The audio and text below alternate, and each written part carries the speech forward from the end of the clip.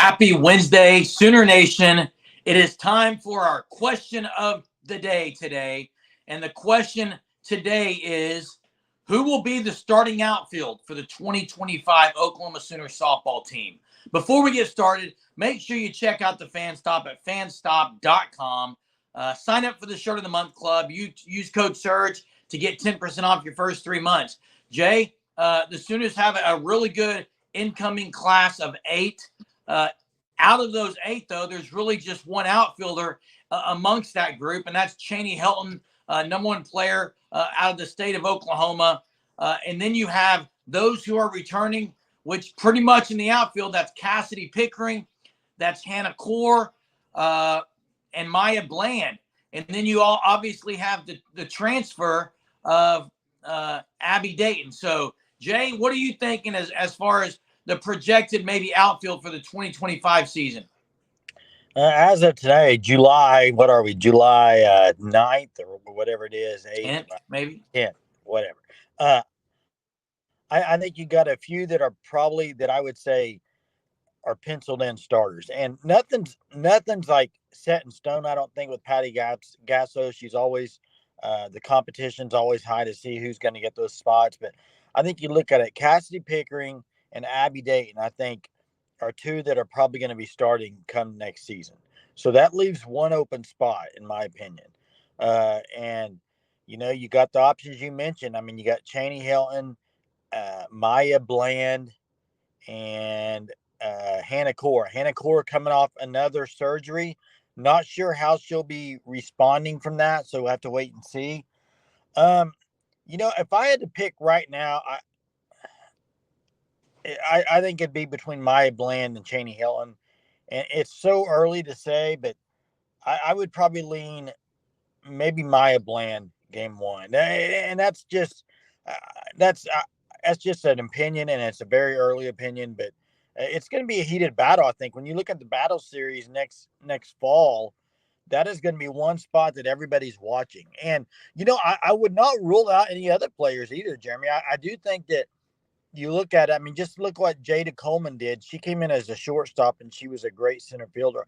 They have some really, really high talented athletes coming in. And if some of these players' bats are really, really good, which I think some of them are, Patty might put one of these infielders out there that can play outfield because they're good enough to play outfield just to get them on the field. So I don't know. I think there's still other options it could be too.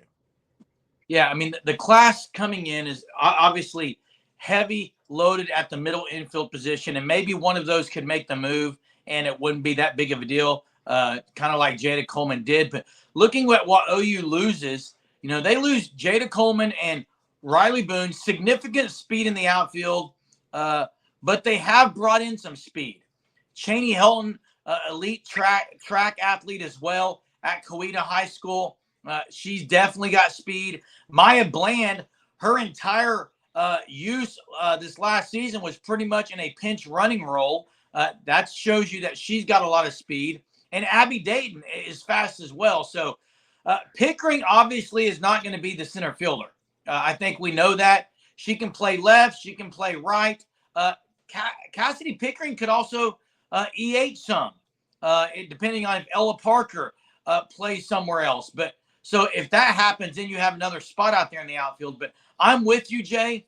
I think Cassidy Pickering obviously is a starter. Abby Dayton as well. It is that third outfield position, depending on where it is. If it's going to be center or if it's going to be one of the other spots. But I am high on Maya Bland. I'd like to see her hit. I want to see what she can do with the stick. Chaney Helton is a lefty like Jada Coleman. Has some speed, can slap and hit the deep ball. And then maybe the wild card, I think, has to be Hannah Core. Jay, Hannah Core's fall battle series last season was arguably top 2 on the team. And then never really got to play much. Maybe her back was hurting more than everyone knew, but she was phenomenal last fall battle series. So if she were to throw another battle series like that, it'd be hard to keep her off the field, Jay. I'm with you on Hannah Core.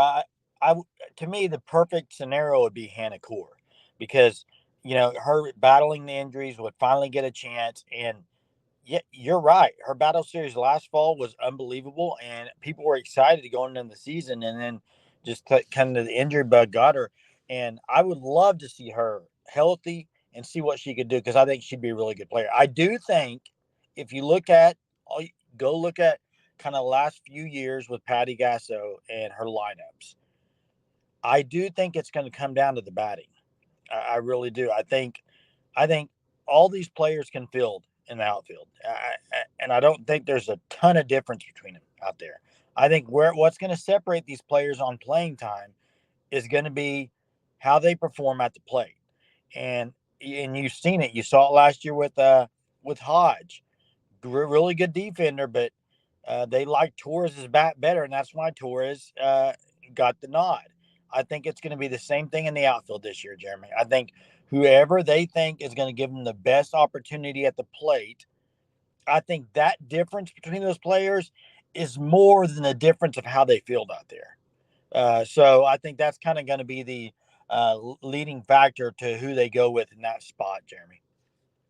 And a lot of Sooner fans don't really know about Maya Bland and her bat, but she can be elite. I do want her to get a chance. She's been in the program now. She was a valuable part, pinch running last year, but really never got a lot of pinch hitting opportunities. I want to see what she can do at the plate. I think she can be an elite hitter. You bring in Abby Dayton, who was phenomenal at the plate, high average hitter, going to get on base a lot, and she can cover that no-fly zone. The mantra that's been out there for the University of Oklahoma can still be out there because they're still going to have some speed. And Cassidy Pickering is Cassidy Pickering. A lot of people didn't talk about Cassidy Pickering's fielding, but she fielded really well last year at a high level.